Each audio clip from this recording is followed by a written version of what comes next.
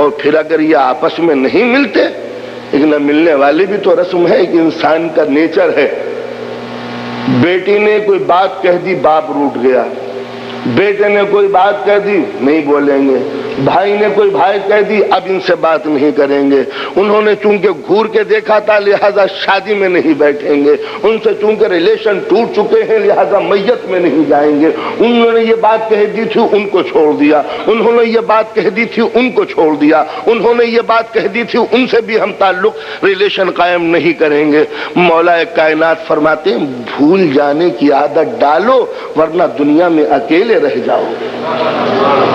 اندازہ لگایا اگر آپ سب سے روٹتے رہے کہ انہوں نے گھورا کیوں تھا، یہ ٹہلے کیوں چلے تھے، یہ مسکرائے کیوں تھے، ان سے بھی ریلیشن ختم ان سے بھی ریلیشن ختم، تو ظاہر ہے کہ دنیا میں ریلیشن ختم تو ہو سکتے ہیں مگر انسان معاشرے کا ایک وجود ہے جو سماج میں زندہ نہیں رہ سکتا جب تک کہ چاہنے والوں کے درمیان زندگی نہ گزارے۔ اس لیے کہ زندگی میں دو چیزیں آتی ہیں، ایک غم ہے اور ایک خوشی، ان کے بغیر انسان زندہ نہیں رہ سکتا۔ ہر غم اور ہر خوشی ہی کے لیے یہ زندگی ہوتی ہے۔ غم اس وقت بڑھ جاتا ہے جب بہت سے عزیز نزدیک آ جاتے ہیں، خوشی اس وقت ملٹی پلائی ہو جاتی ہے جب بہت سے عزیز سمٹ کے ایک جگہ آتے ہیں۔ انسان اگر ایسا جانور بن جائے کہ خوشیوں میں کوئی نزدیک نہ آئے اور غم میں کوئی سہارا نہ دے تو سوائے اس کے کہ پاگل پن کا مرض یورپ میں بڑھے گا اور اس کے علاوہ کیا ہوگا۔ اس لیے کہ انسان کا ذہن محبت کے لیے بنایا گیا تھا،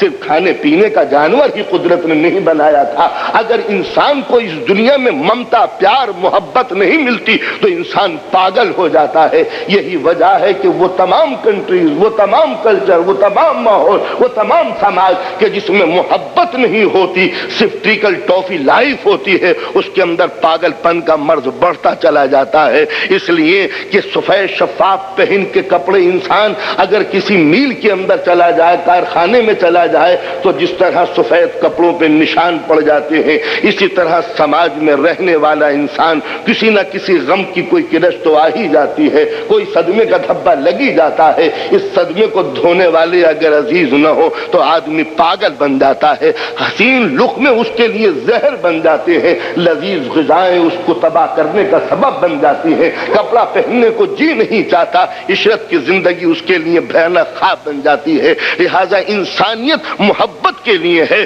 صرف پیٹ بھرنے کے لیے تو جانور ہی بہت زیادہ تھے دنیا کے اندر۔ لہذا ضرورت ہے کہ اس سماج اور سوسائٹی میں سکون کی خاطر انسان محبت کو کریٹ کرے، محبت پیدا کرے، اور محبت جبھی ہوتی ہے جب ایک سوسائٹی ہو، اور سوسائٹی میں جبھی زندہ رہا جا سکتا ہے جب سوسائٹی کی مارکیٹوں میں محبت کا سکہ چلے۔ جن محبت کی سوسائٹی کی مارکیٹوں میں محبت کا سکہ نہیں چلتا وہاں پر انسان کو ذہنی سکون نہیں ملتا، پریشانیاں الجھنیں بڑھتی رہتی ہیں۔